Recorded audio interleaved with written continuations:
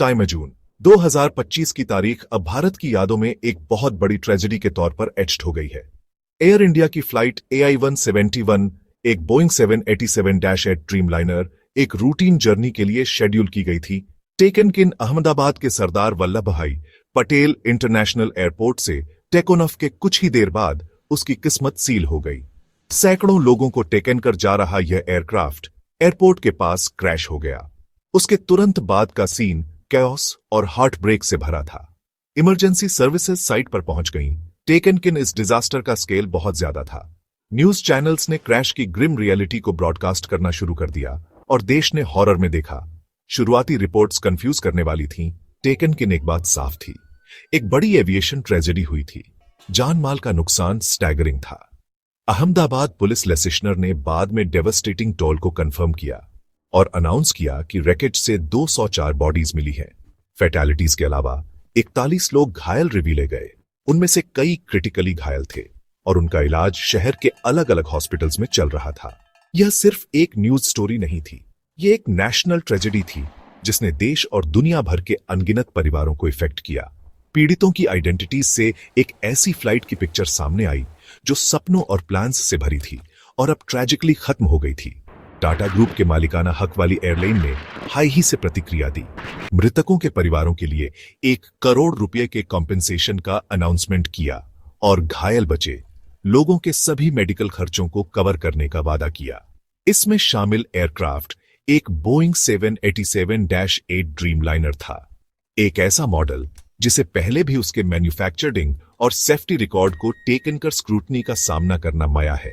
अहमदाबाद में हुई इस घटना ने ट्रेजिकली ड्रीमलाइनर फ्लीट को टेकन कर दुनिया भर में इंक्रीज्ड चिंताओं की लिस्ट में एक और इजाफा कर दिया है, जिससे यह 2025 में अकेले एयरक्राफ्ट से जुड़ा छठा बड़ा इंसिडेंट बन गया है। अब इन एडवांस्ड मॉडर्न जेट्स की ऑपरेशनल सेफ्टी और रिलायबिलिटी को टेकन कर सवाल उठाए जा रहे हैं। क्रैश ने दुनिया भर के एविएशन अथॉरिटीज और एयरलाइंस को अपने प्रोटोकॉल और अपने बोइंग 787s की एयरवर्दीनेस को फिर से देखने के लिए मजबूर कर दिया है। इस बात पर ध्यान बढ़ गया है कि क्या अंडरलाइंग डिजाइन या मैन्युफैक्चरिंग फ्लॉज ने इस भयानक इंसिडेंट में कोई रोल निभाया होगा। जैसे ही शुरुआती शॉक कम होने टेका, ध्यान जवाब ढूंढने पर चला गया। ऐसा क्यों हुआ? एक रेप्यूटेबल एयरलाइन का एक मॉडर्न एयरक्राफ्ट टेक ऑफ के इतनी सूनी बात क्रैश कैसे हो सकता है? एक नया 59 सेकंड का सीसीटीवी फुटेज जो सामने आया, उसने टेकन के फाइनली पलों की एक चिलिंग साइलेंट गवाही दी। वीडियो में साफ दिखता है कि एयरक्राफ्ट अपने टेक ऑफ रोल के तुरंत बाद स्ट्रगल कर रहा है, इससे पहले कि वह ट्रेजिकली जमीन पर गिर जाए और एक बड़े फायरबॉल में बदल जाए। यह विजुअल एविडेंस जबकि हॉरिफाइंग है, इन्वेस्टिगेटर्स को एयरक्राफ्ट के बिहेवियर के टाइम में क्रूशियल डेटा पॉइंट्स देता है, जिससे इंपैक्ट से पहले के क्रिटिकल सेकंड्स में क्या हुआ यह पता चलता है और रूट कॉज की एक कॉम्प्लेक्स और पेनस्टेकिंग इन्वेस्टिगेशन के लिए स्टेज तैयार होता है। फ्लाइट AI-171 के क्रैश की इन्वेस्टिगेशन एक कॉम्प्लेक्स पहेली है, जिसमें इन्वेस्टिगेटर्स इंसिडेंटों के क्रम को समझने के लिए हर एविडेंस को टाइमिकी से एग्जामिन कर रहे हैं। जो मेन थ्योरीज देखी जा रही हैं, उनमें से एक एयरक्राफ्ट के पावर सिस्टम्स में एक क्रिटिकल फेलियर है। ऐसा शक है कि एयरबोर्न होने के तुरंत बाद टेकन में एक कैटास्ट्रोफिक इलेक्ट्रिकल फेलियर हो गया होगा। इससे इमरजेंसी पावर सिस्टम, जिसे रैम एयर टर्बाइन या RAT कहते हैं, वनटिवेट हो गया होगा। हालांकि यह बैकअप सिस्टम सिर्फ कम पावर देता है, जो बेसिक फ्लाइट कंट्रोल्स के लिए काफी है। टेकन किन सेफ फ्लाइट के लिए जरूरी सिस्टम्स की पूरी रेंज को मैनेज करने के लिए काफी नहीं है, जिससे शायद पायलट्स को टेक ऑफ के तुरंत बाद एक टेकभग इनसरमाउंटेबल चैटेकेंस का सामना करना माया होगा।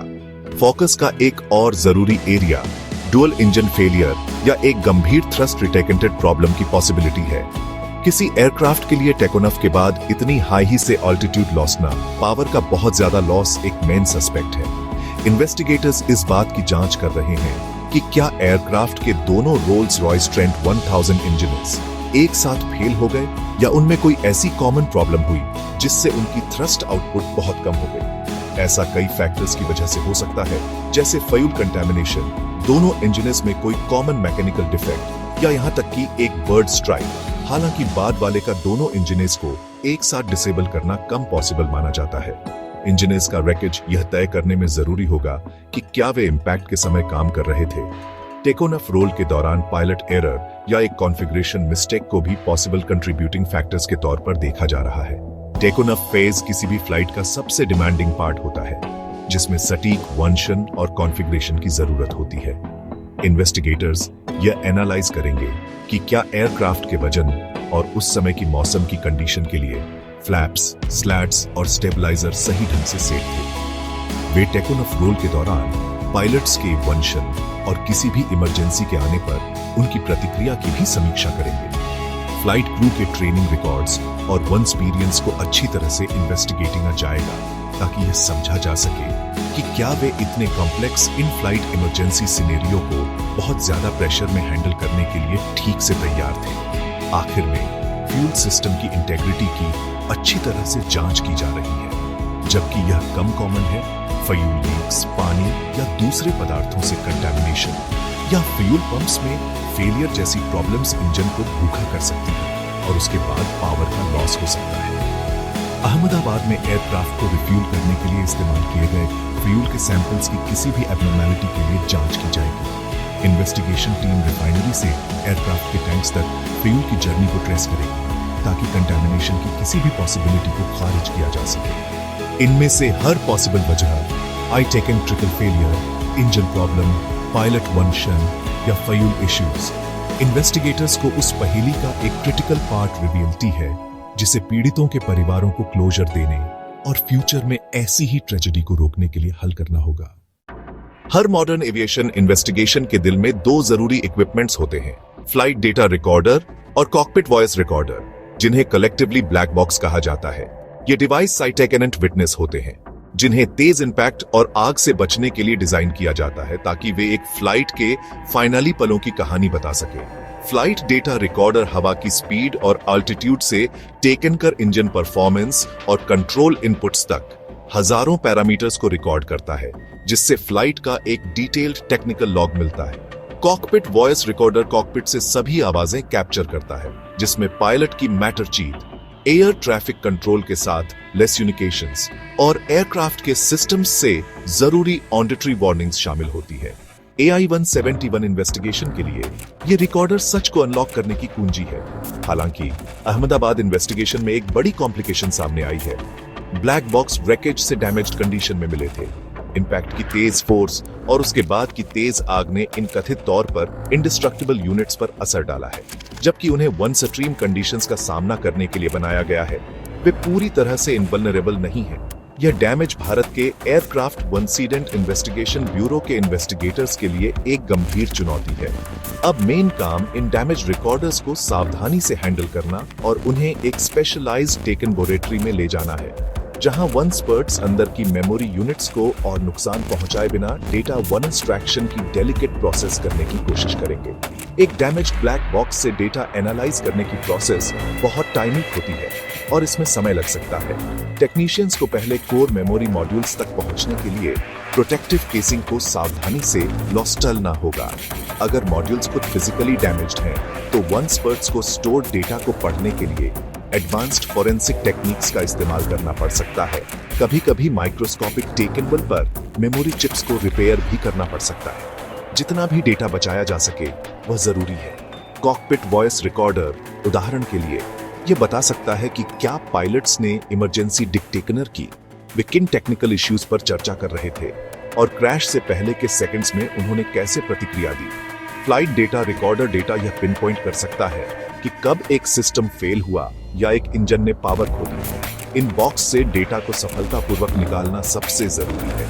इस जानकारी के बिना इन्वेस्टिगेटर्स को केवल फिजिकल रैकेज और सर्कमस्टेंशियल एविडेंस का इस्तेमाल करके वन इंसिडेंट सीक्वेंस को एक साथ जोड़ना होगा, जो एक ज्यादा मुश्किल और कम कंक्लूसिव प्रोसेस है। ब्लैक बॉक्स संदर्भ और सटीक टाइमलाइन प्रदान करते हैं, जो केवल रैकेज एनालिसिस से नहीं मिल सकती।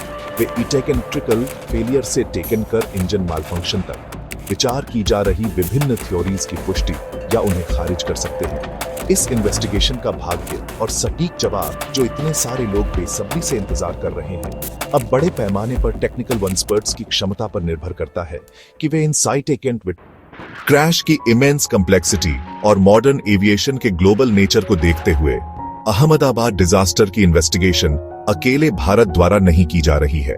स्पेशलाइज्ड वन एक्सपर्टीज की जरूरत को पहचानते हुए खासकर अमेरिकन मेड बोइंग एयरक्राफ्ट के संबंध में इंडियाई अथॉरिटीज ने एक जॉइंट इन्वेस्टिगेशन शुरू की है। एयरक्राफ्ट वन incident investigation bureau of India probe का लीडिंग कर रहा है। टेकन किन वे यूनाइटेड स्टेट्स के अपने समकक्षों के साथ मिलकर काम करेंगे। इस तरह का इंटरनेशनल कोऑपरेशन दूसरे देश में मैन्युफैक्चर किए गए एयरक्राफ्ट से जुड़े बड़े एयर क्रैश के लिए स्टैंडर्ड प्रोसीजर है, जो एक कॉम्प्रिहेंसिव और ट्रांसपेरेंट इंक्वायरी सुनिश्चित करता है, जो दुनिया भर में उपलब्ध सबसे अच्छी वन एक्सपर्टीज का लाभ उठाता है। यूनाइटेड स्टेट्स के नेशनल ट्रांसपोर्टेशन सेफ्टी बोर्ड ने इन्वेस्टिगेशन में अपनी पार्टिसिपेशन का ऑफिशियली अनाउंसमेंट किया है। NTSB दुनिया की सबसे वन एक्सपीरियंस्ड और respected air one incident investigation एजेंसियों में से एक है और उनकी इन्वॉल्वमेंट एक जरूरी एसेट है। अमेरिकन स्पेशलिस्ट्स की एक टीम जिसमें एयरक्राफ्ट स्ट्रक्चर्स, पावर प्लांट्स और फ्लाइट रिकॉर्डर के वन एक्सपर्ट्स शामिल हैं, जल्द ही भारत आने वाली है। वे एयरक्राफ्ट वन इंसिडेंट इन्वेस्टिगेशन ब्यूरो के साथ मिलकर काम करेंगे, टेक्निकल असिस्टेंस प्रदान करेंगे और बोइंग एयरक्राफ्ट से जुड़े कई अन्य इंसिडेंट्स की जांच से मिला अपना एक्सटेंसिव नोट टेकन शेयर करेंगे। यह कोलैबोरेटिव अप्रोच सुनिश्चित करता है कि कारण की तलाश में कोई कसर न छोड़ी जाए। जॉइंट इन्वेस्टिगेशन टीम सभी उपलब्ध एविडेंस की कॉम्प्रिहेंसिव समीक्षा करेगी। इसमें एयरक्राफ्ट के रैकेज की डिटेल्ड एग्जामिनेशन शामिल है, जिसे सावधानी से इकट्ठा किया गया है और रिकंस्ट्रक्शन के लिए एक सिक्योर हैंगर में ले जाया गया है। टीम फ्लाइट के मेंटेनेंस रिकॉर्ड्स, स्पेसिफिक एयरक्राफ्ट की टेक्निकल हिस्ट्री और पायलट्स और केबिन क्रू की ट्रेनिंग और फ्लाइट हिस्ट्री का भी एनालिसिस करेगी। ब्लैक बॉक्स से डेटा एक बार वंस अट्रैक्ट होने के बाद एयरक्राफ्ट वन इंसिडेंट इन्वेस्टिगेशन ब्यूरो और NTSB दोनों के वन एक्सपर्ट्स द्वारा जॉइंटली एनालाइज किया जाएगा। यह multi pronged approach physical evidence को डिजिटल डेटा और हिस्टोरिकल रिकॉर्ड्स के साथ गेन कर वन इंसिडेंट के कॉजल फैक्टर्स की एक कंप्लीट और एक्यूरेट पिक्चर बनाने के लिए जरूरी है। जनता के लिए यह समझना जरूरी है कि यह इन्वेस्टिगेशन एक लंबी और मेटिकुलस प्रोसेस होगी। एक बड़े एयर क्रैश के डेफिनेटिव कारण का पता ठिकाना दिनों या हफ्तों की बात नहीं है। इसमें अक्सर कई महीने, कभी-कभी तो साल भी लग जाते हैं। इन्वेस्टिगेटर्स को मेथडिकल होना चाहिए और समय से पहले निष्कर्ष निकालने से बचना चाहिए। फाइनल रिपोर्ट एक डिटेल्ड डॉक्यूमेंट होगी जिसमें इंसिडेंटों का पूरा क्रम, स्थापित कारण और सबसे जरूरी बात, ऐसी ट्रेजेडी को दो टाइम ना होने से रोकने के लिए सेफ्टी रिकमेंडेशंस होंगी। जबकि आंसर्सों का इंतजार ग्रीविंग परिवार और एक चिंतित राष्ट्र के लिए मुश्किल है। अल्टीमेट गोल यह सुनिश्चित करना है कि फ्लाइट AI-171 से मिले सबक फ्यूचर में सभी के लिए एयर ट्रैवल को सेफ बनाने में योगदान दें।